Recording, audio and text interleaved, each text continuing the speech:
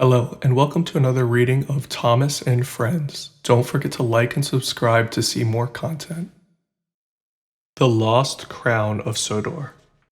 It was a busy day at Bredham Docks. Thomas and Percy were shunting trucks. One of the trucks bashed into Percy's buffer and tipped over. A crate fell out and split open. Look, peeped Percy. It's a metal man, a robot. Silly, Cranky grumbled. It's a suit of armor, like a knight used to wear. Cranky's right, said Sir Topham Hatt. In the old days, the island of Sodor was ruled by kings. The most beloved was King Godred. He lived in Ulfstead Castle and wore a golden crown.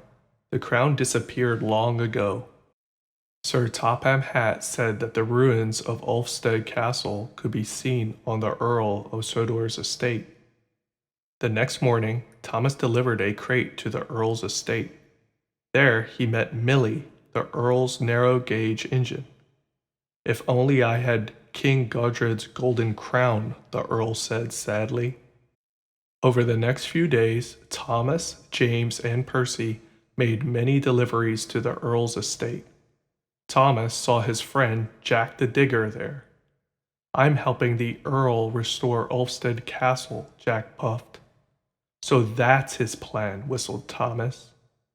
When Thomas, Percy, and James were shunting containers, Thomas saw a flatbed holding a very large crate.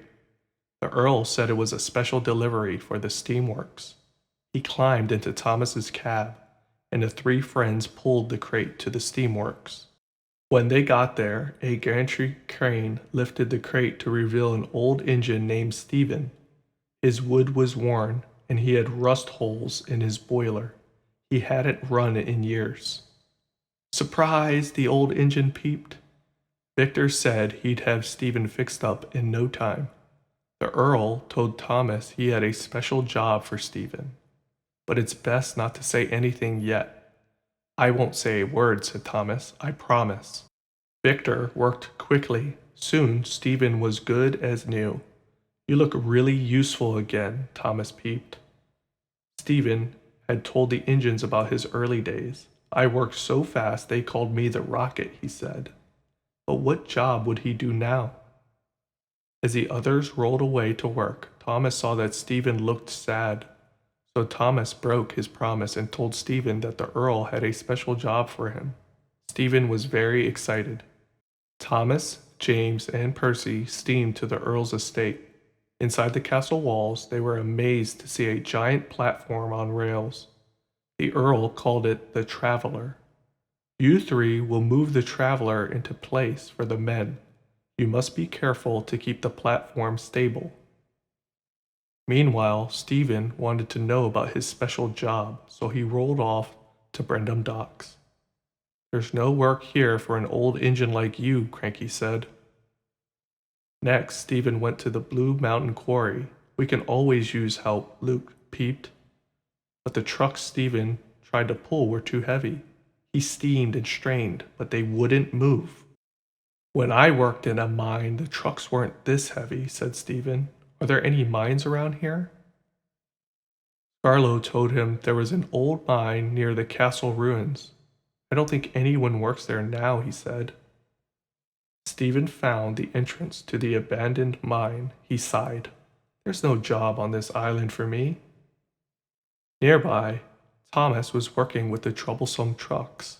Suddenly, the truck slipped loose and roared down the hill, right towards Stephen.